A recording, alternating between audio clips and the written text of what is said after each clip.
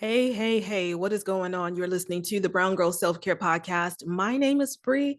I am the host of the show as well as the founder of Brown Girl Self Care.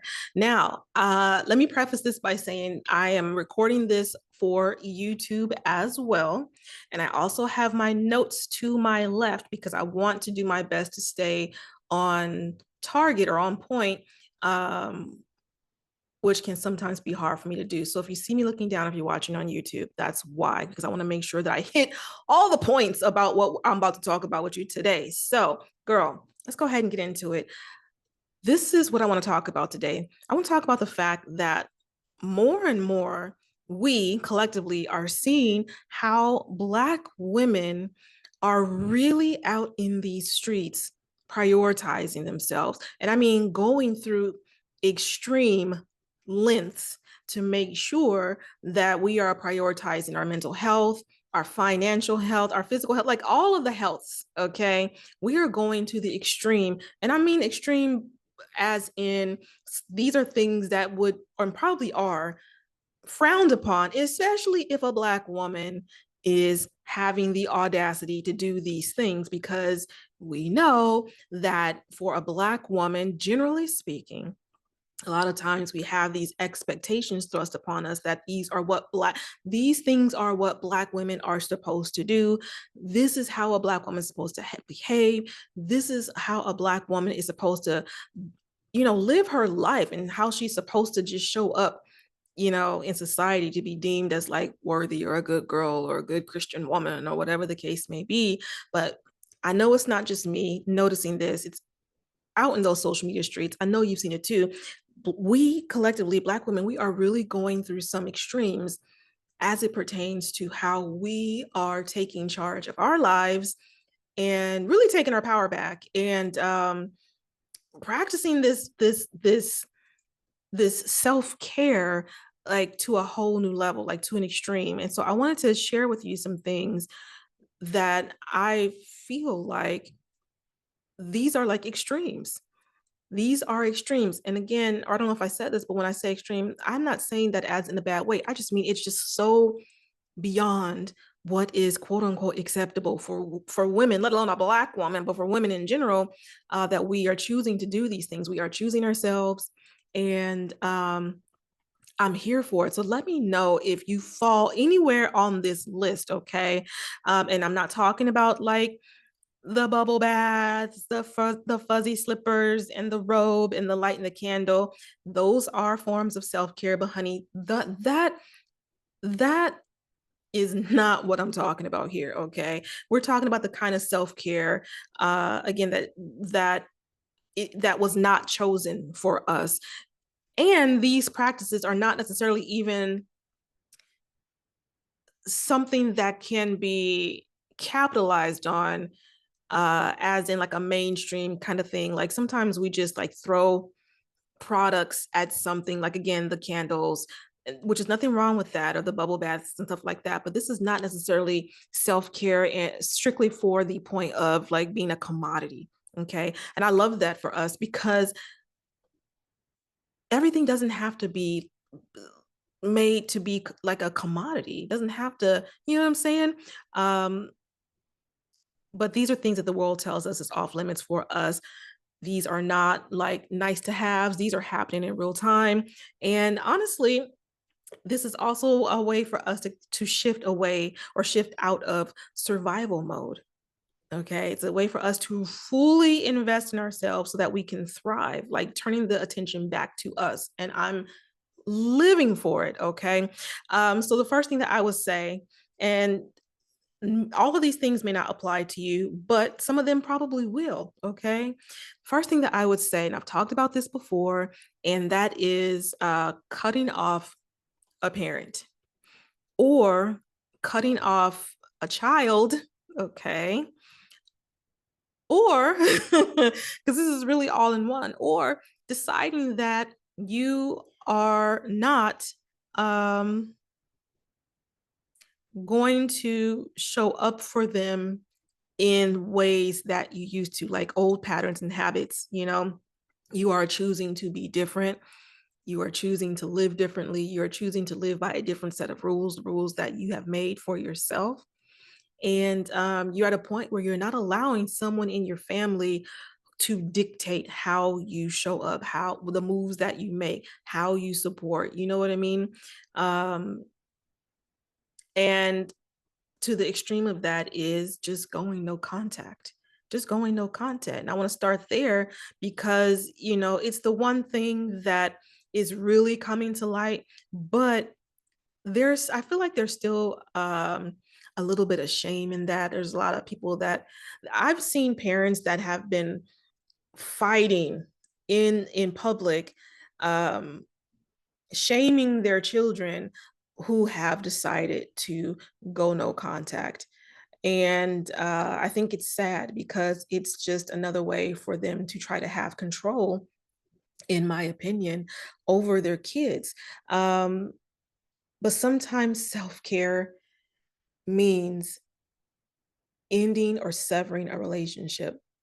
Sometimes self care means severing contact or no longer being in contact with someone who was a major part of your life.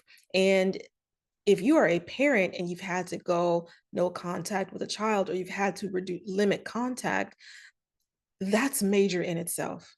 That's major in itself. But I'm seeing so many stories of Black women who have made some mostly tough, sometimes not, but usually there's some feelings, and emotional stuff behind these choices that can feel very hard. But I'm seeing so many Black women kind of like raise their hand and say, yeah, like the women that I've been talking to, a lot, several of them have been like, yeah, me too, like me too. And it's because sometimes a parent just refuses to acknowledge our humanity. The parent refuses to acknowledge our humanity. And so some of us have decided to gray rock, which is where you really are not engaging with them much, but for whatever reason, you're still showing up or in their lives, but it's very limited. You're not giving them really any energy that they can play off of, or you're just giving them like the bare minimal or minimum. And then again, on the other end is just being done and cutting them off completely. And you know, I think back to my childhood, and I've shared this before on the podcast, and I felt like I didn't have a voice, I didn't have a say with the things that were going on within the household. And I couldn't really stand up for myself. And now that I'm an adult, it took me a very long time to realize that I have the power. I have the capacity to do whatever I needed to do to prioritize my healing more and to love myself more than trying to fix something that could have been fixed over the last 4 or 5 decades. I had to mentally get myself to a place that where I could give myself permission. And it required a lot of permission because so many things would come up, so many things would come up with a decision like that. It's not it A lot of times we don't make that decision lightly. And so I had to give myself permission, real talk, to make that kind of choice. I had to do what I needed to do to protect the little girl in me who didn't have a voice and who couldn't say enough is enough. When we're children, our safety is intertwined with the adults in our family. That's how we survive. That's how we can, grow up and live, to see another day. A lot of times it's like our safety is woven into the family. Our safety is woven into the adults that are leading our families or that are rearing and raising us. And so at least I'll speak for myself, I was, before I made the decision, like for years, decades, I was still in that mindset that I can't do this. I can't do this. I'm not allowed to do this. I'm not allowed to stand up for myself. I'm not allowed to say I'm not going to be involved in a relationship like this that isn't healthy for me or the other person. And I had to take a step back and took a long time and just say, I do have permission, my own. I'm an adult now. I can make these type of decisions for myself. And, cutting that person off, like if it is your child or it is your dad or it is your mom or it is whoever, someone in your family, your grandmother, your grandparents, whatever, it doesn't mean necessarily that you don't love them. However, I will say, because I told this to the one of the young ladies that I coached on last week, you know, you don't have to love them. And I know that's very shocking. You don't have to love them. You are allowed to have whatever emotions you have about that person. We have to understand that our parents are not, I know when we were children, our parents were like this big, they were a big deal. Obviously, they were a big deal. But I had to understand that they're just a person like I am. They're just a person like I am. And you don't like every person necessarily. You don't love every person necessarily. You don't want to engage with every person necessarily. You don't want to be around every person necessarily. You don't want to talk to every person necessarily. So you're allowed to feel however you feel, whether you love them or you're in a place where you're like, I just can't stand them right now. That's your choice. But ultimately, whether however you feel about them in the moment, it's not about necessarily how you feel about them. It's more so you saying, hey, I love myself more, okay, than whatever this situation is. And so I'm going to choose me. I'm going to choose myself. So if you need to love them from afar, love them from afar. If you need to set boundaries, set boundaries. If you need to tap out and go no contact, if that's what you feel like that's the best choice, then tap out and go no contact, because ultimately it's like you're allowed to choose your peace and you're allowed to choose yourself. I don't know if you knew that today, but I'm letting you know just in case, like you're allowed to choose yourself. I don't know why my voice is like kind of shaky. I can hear it. My throat feels a little dry, so I'm just letting you know. Hopefully the audio is not going to be tripping. So yeah, you're allowed to choose yourself. And for me, like, I'm choosing peace. I'm choosing peace right now. Like that has to be one of my main goals right now, is me choosing my peace and prioritizing my peace over everything else. Okay? That's just what it is. So, a lot of us have set boundaries or even gone no contact. That's the first thing. And the second thing that I will say, or number two, is, and it's connected to that, is even if you are in relationship with your parents, that doesn't mean that you automatically have to be their caregiver.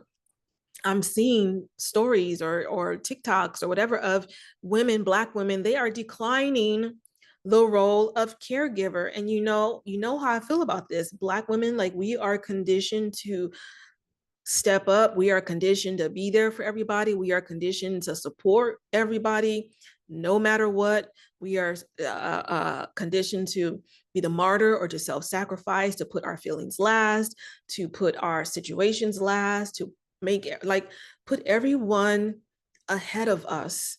Okay, their needs, their what their requirements are, how they need to be supported. And what's wild to me, and I swear I don't mean to keep saying this, but I did talk about this too with the lady that I coached last week. And shout out to her, by the way, if she's listening. What's wild to me, something that we talked about, is how sometimes our parents, um, all they can do is drain our energy. All they can do is drain our support. Unfortunately, that's just the truth. And so you support them, but when you are in need of support, the type of support that you need, the type of care that you need, they're nowhere to be found. They ain't got it. They're not available. Other things take a priority. You know what I mean? Your needs are not necessarily important to them. You know what I mean? So more and more Black women are declining to be the caregiver in these situations, for our parents, for our kids, for our partners, um, the whole world. That's just what it is.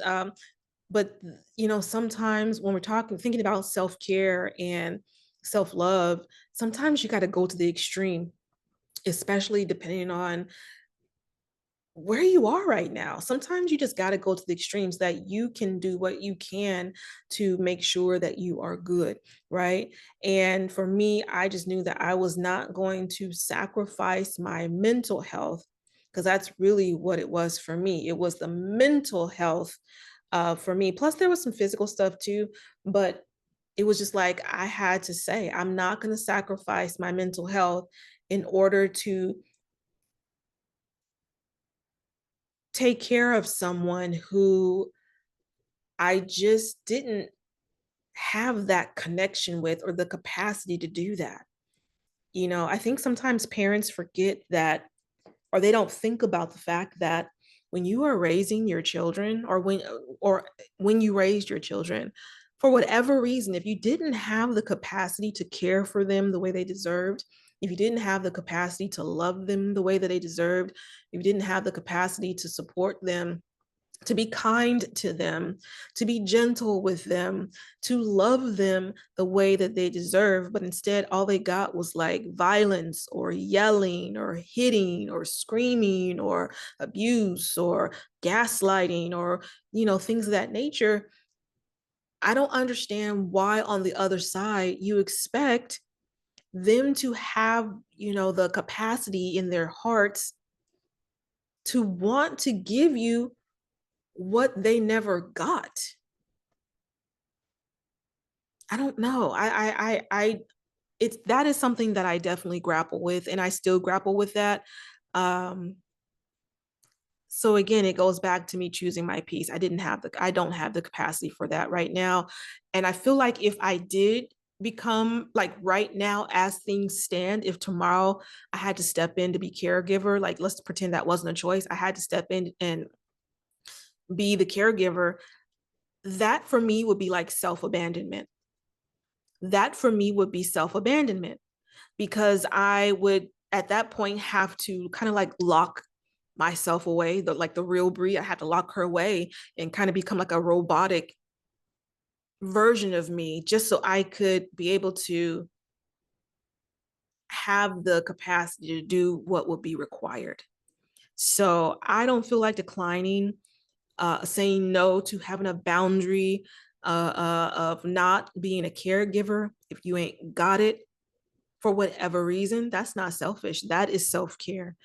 And that is how we can go, like help take ourselves out of survival mode if that's where we are.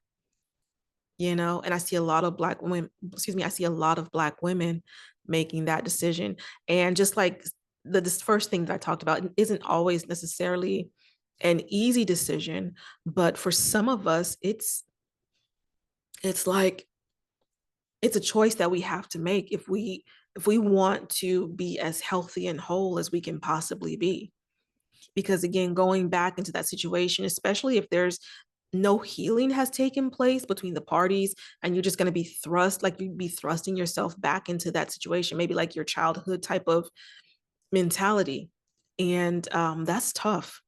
That's really, really tough. And I just knew that I did not have the capacity to do that. I just didn't have the capacity to do that. And something else I would say is that when we think about being a caregiver for others, especially when we do not have the capacity, like you are a lifeline, you are a resource for them. You're like your time, your body, your energy, that's a lifeline, that's a resource. And I would prefer right now in my life to be that for myself. I would prefer to use my body the way that I want to use my body. I would prefer to use my energy and my time the way that I want to. And that's pouring into me, because right now I need that. I am still on a healing journey. That's just what it is. Um, let's see. The third thing that I would say, and I know you've seen this, and this might actually be you, is honey, these kids out here, and I'm saying kids because I am now in my 50s. These kids out here, they are not jumping to have kids. These kids out here in their 20s, maybe 30s, they are not necessarily jumping for joy over having children. Now, we know that there's a lot going on, okay? We know that we have a president in office who I we have a president in office who clearly is engaging in a war with our bodies. We know that. Um, I think I read something today. What did I read today about? No.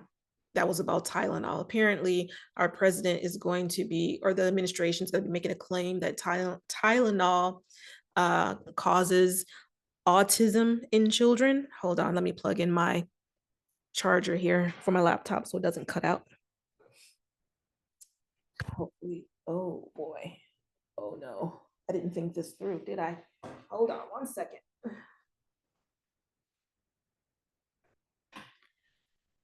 I'm gonna have to move back a little bit, so just bear with me a second here. Y'all, if you are watching, excuse me, if you are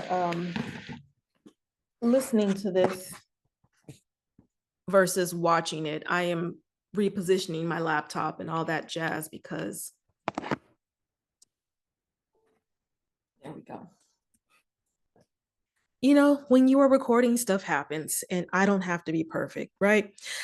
So what was I saying? Let me go back to my notes here. I know I was saying something about Trump. But yeah, there's obviously a war on our bodies. Okay. They're trying to control our bodies. They're trying to control having children. I feel like, and I feel like this, a lot of people feel this way too. You know, it's probably white women that are not having children, a lot of children as well. And so they want to do everything that they can to make sure that white people repopulate, you know, and so we're kind of like caught up in that. That's just how I feel. So they're just trying to control our bodies for a variety of reasons, including they want to have more white kids, you know, populating the planet. That's what I feel. That's what I feel. But you know, having no children is definitely something that's going to rattle some cages. Deciding to be kid free is definitely something that will rattle some cages, because the world just acts like having a child, and I'm a mom, in case you don't know, in case you're new here, I'm a mom, but the world acts like having a child is um like the end all be all. Like this is all that a woman's body is for, is to have a kid. That's it, or have children. That's it. Damn, anything else that you want to do, it doesn't matter. I feel like really women are hated by a lot of men, but again, because we are needed to have children, at least for now, until robots start having babies. um, you know, we have being a mother is like the end all be all for a lot of people in their minds anyway. And so there's definitely pressure for us, definitely pressure for Black women, especially to hold the lineage together, to keep having babies, to, you know, all that jazz. But we're opting out. And I can't say that like if I was younger, like if I was born, not when I was born, like if I wasn't born in the 70s, if I was maybe born like the 90s or the 2000s, I can't say that I would make the same decision that I have made to have a child. I can't say that. And I love my daughter, but I'm not sure that that's a decision that I would make all over again. It's up in the air. It's really up in the air. So I don't know. But in any case, self-care can look like saying, I will not bear children. I will not bring any children into this world. I will not have any children in my womb. I am choosing to be child free for however long I choose to be child free. Maybe it's a few years, maybe it's a decade, maybe it's indefinitely, maybe it's I'm never having children, but it's your choice. It's your choice.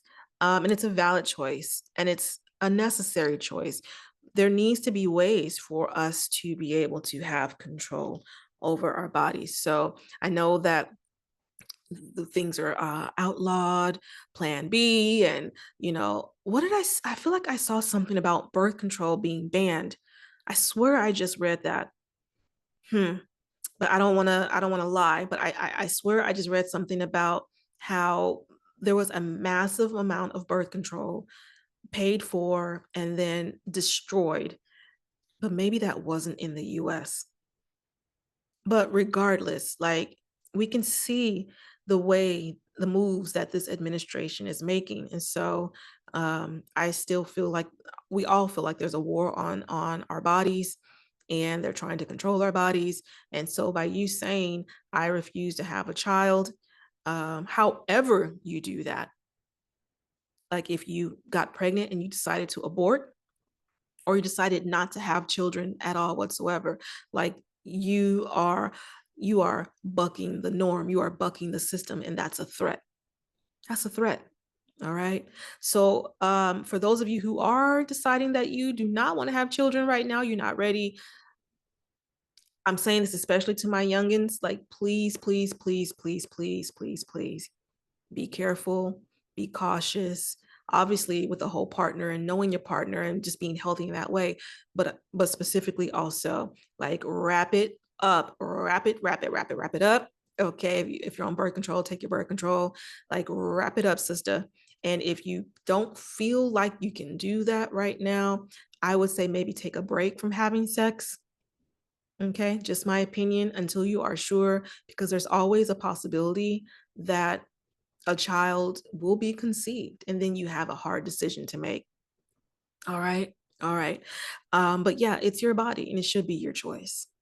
The fourth thing that I would say, I'm just looking through my notes really quickly. Now, I don't know if I'm going to step on some toes with this one, but I'm going to say it anyway. Leaving the traditional church. Okay. I know that for many of us, the church was or is still like a central part of our lives. You were raised in the church, it's part of our culture. You was probably a baby sitting on your mama, your daddy's knee in church. You know what I'm saying? The church is like the Black church, it is culture.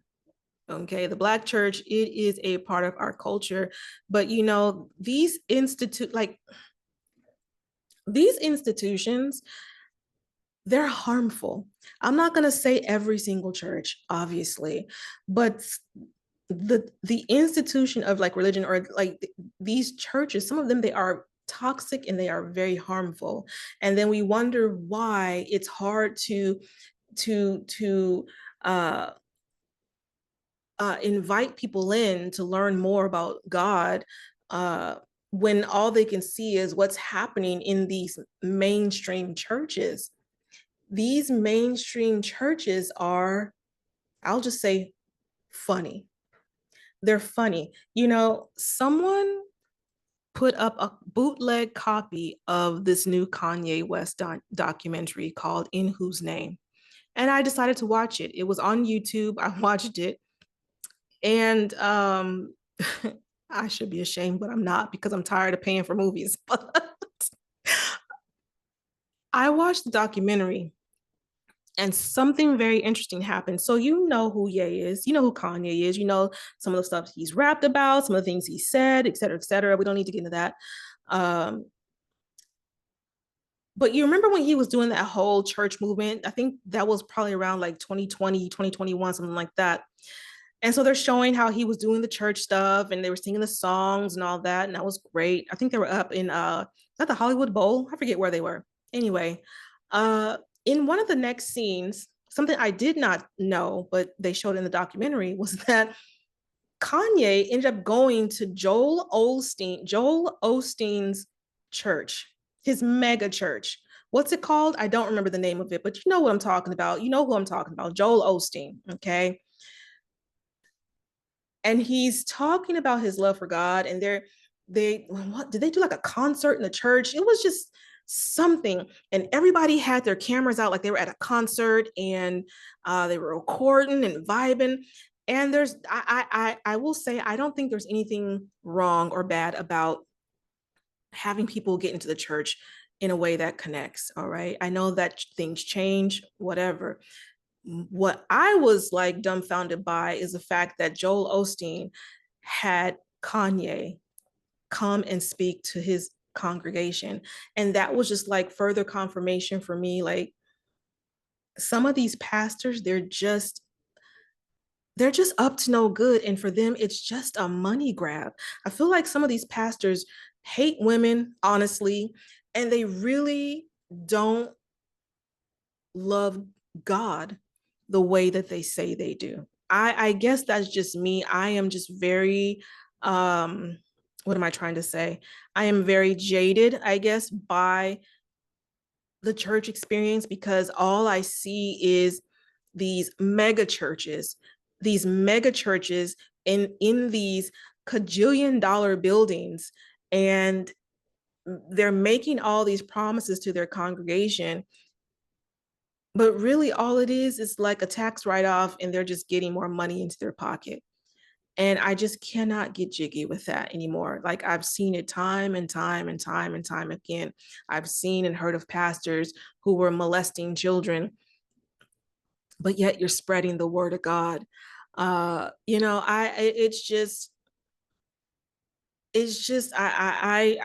just jaded by the church experience, and I know that other Black women are as well. Your mileage may vary, but I feel like this concept of church does more harm than it heals a lot of times.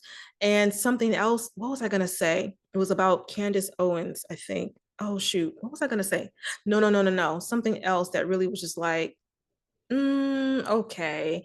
I feel like I just don't want to be associated with what it means to be in church, or like the culture of church, especially after I heard this Black woman say this recently. I was on YouTube, and this Black lady, I was actually going to ask her to be on the podcast because she talks about some financial stuff or something or other, if I'm not mistaken.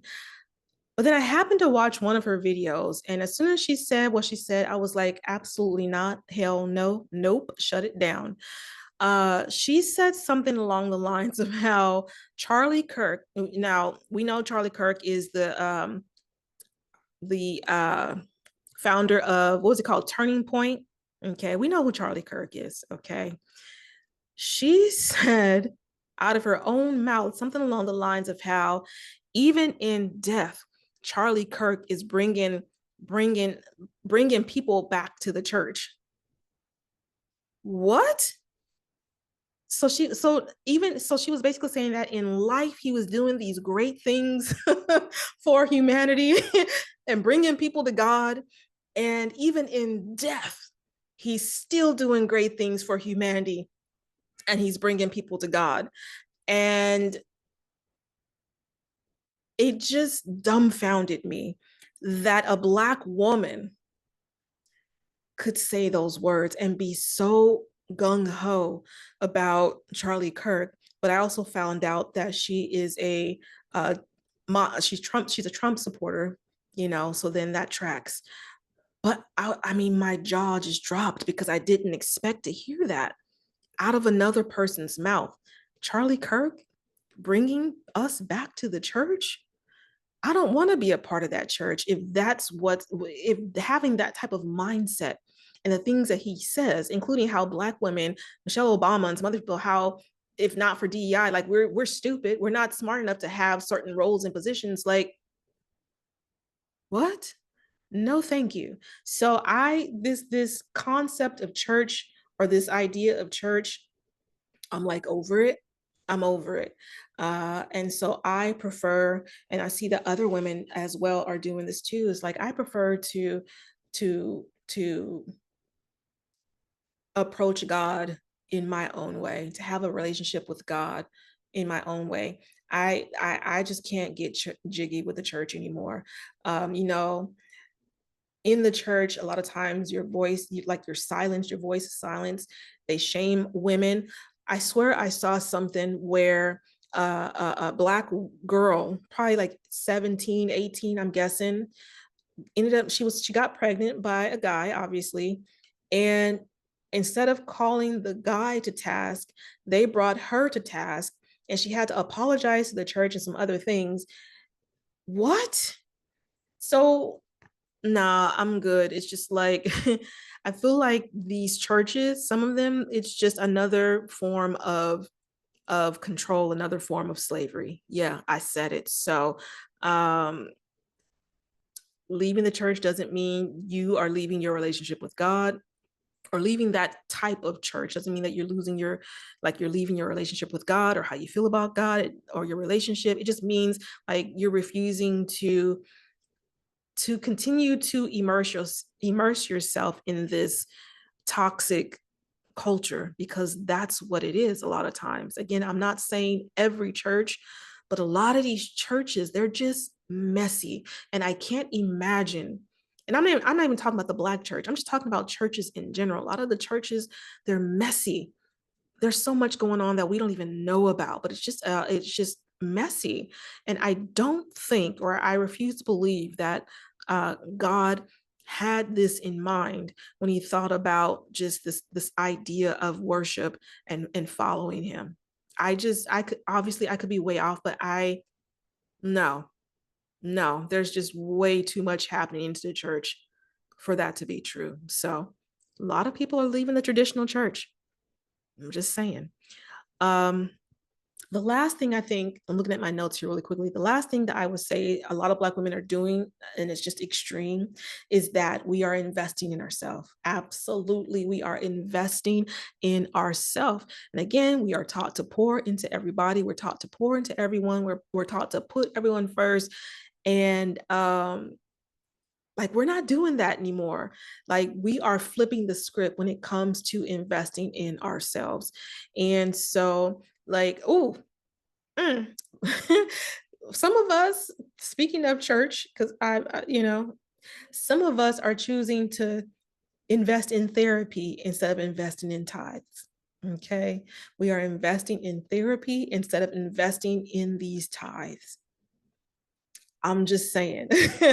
Some of us, we're not paying our children's car notes anymore. We're taking that money and uh, investing in our businesses. Some of us, we're no longer paying our sister's rent. We are taking that money and hiring a personal trainer. Like we are taking our resources, and instead of putting them out, we're putting them in. We're going inward with these investments, and they're going to pay off in spades for us. Um, you know, and I'm not mad at it. I'm not mad at it because Black women deserve to invest in themselves.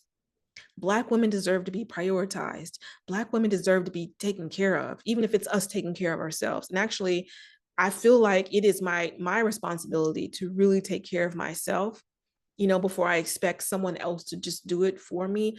I want to know how to take care of myself. I want to know how to love myself the way that I deserve. I want to know how to prioritize myself. I want to know how to heal myself. I want to know how to be in relationship with myself. I want to know how to, you know, reparent myself and all those things, and then take that and then put it into someone a healthy situation. But some of us don't really have that foundation yet, and it's hard for you to go out into the world and do certain things if your foundation is rocky. If your foundation is rocky, that's telling you that you need to shore up your foundation.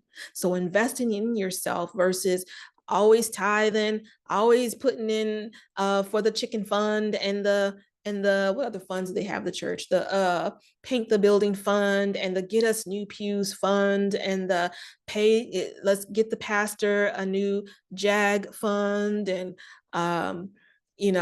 just different things like that. It's okay for us to invest in ourselves.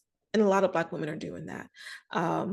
Investing in yourself is like declaring that you deserve to be taken care of. You deserve to pour your resources into yourself. And that's extreme because it really sets the tone that you are not responsible for everybody. You are not responsible for everybody. Somebody needs to hear that right now. You are not responsible for everybody. You do not have to commit to everybody. You do not have to do all the things. Okay. Especially if your foundation is shaky, but even if it's not, you deserve to invest in yourself, whatever that looks like for you. Whatever that looks like for you. All right. So, yeah, like I said, those are some ways I'm noticing that Black women are really starting to, or have been, uh, practicing some extreme self-care, and I am here for it. Um, so, these choices that we talked about, cutting off a parent, putting a boundary between you and your child, investing in yourself, deciding that you are going to approach spirituality in a way that makes sense for you and doesn't feel toxic, leaving the church, um, not being a caregiver anymore, or at least in the capacity that you have been. I know these sound extreme, but it's only because we've been told that our survival should look like suffering. Our survival should look like suffering. Our survival should look like suffering. Our survival doesn't include joy. Our survival doesn't include happiness. Our survival doesn't include stability and wellness and wholeness and healing and any of those things. Our survival is just like, we're supposed to look, it's just supposed to be about suffering. Because that's another lie that the church told us back in the day, at least when our ancestors were uh being beaten within an inch of their life.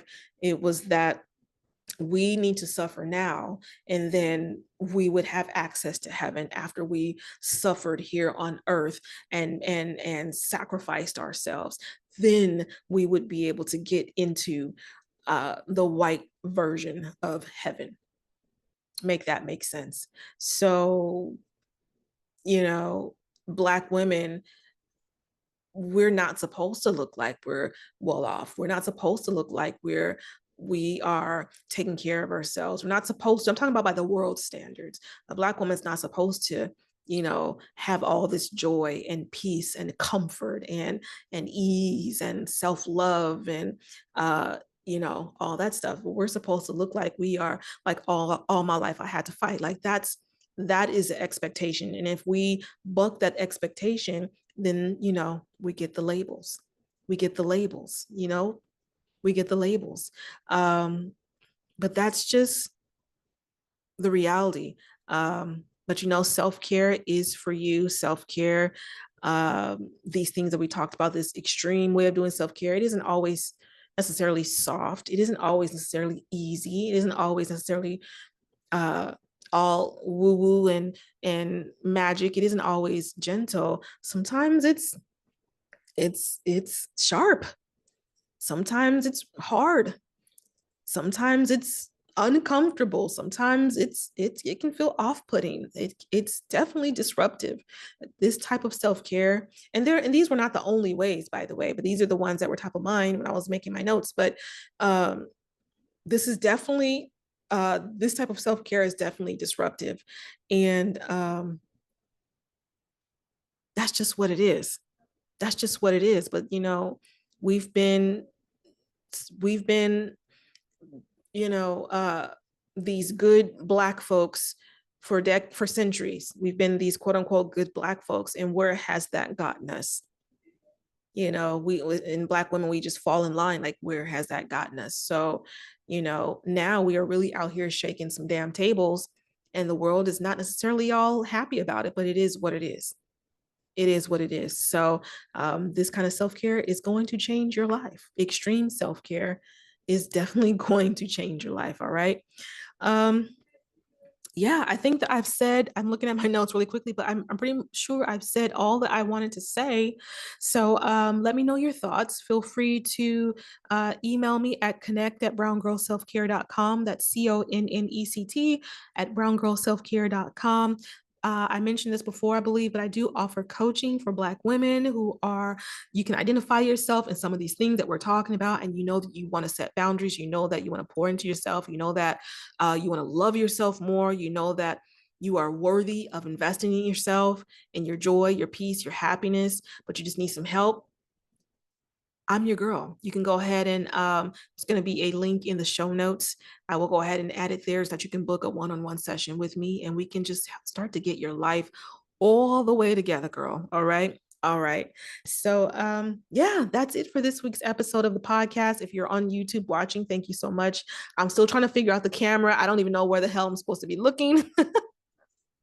I'll get it eventually at some point. But if you're wondering, like, why is she ain't looking at me? That's why, because I don't know where I'm supposed to look. And if you're listening on the podcast, hey girl, I'm so glad that you are rocking with me this week. That is it for this week's episode. I will see you next Monday for another episode of the Brown Girl Self Care Podcast. Bye.